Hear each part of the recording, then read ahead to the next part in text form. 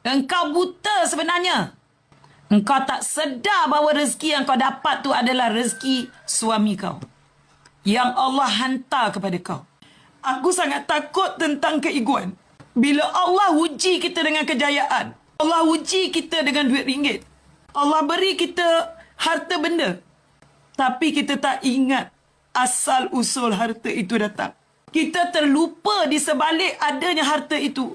Doa seorang suami itu pagi, petang, siang, malam mendoakan kita, merestukan kita. Kita tak ingat benda tu. Kita sangka benda tu kita dapat dengan kepandaian kita, dapat dengan kerajinan kita, kerana disiplin kita, kerana fokus kita, kerana kecekapan kita. Kita terlupa. Kita terlupa satu perkara.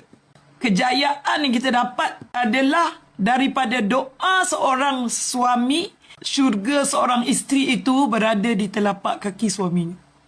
Redha suami terhadap isteri itu adalah redha Allah terhadap hamba-Nya.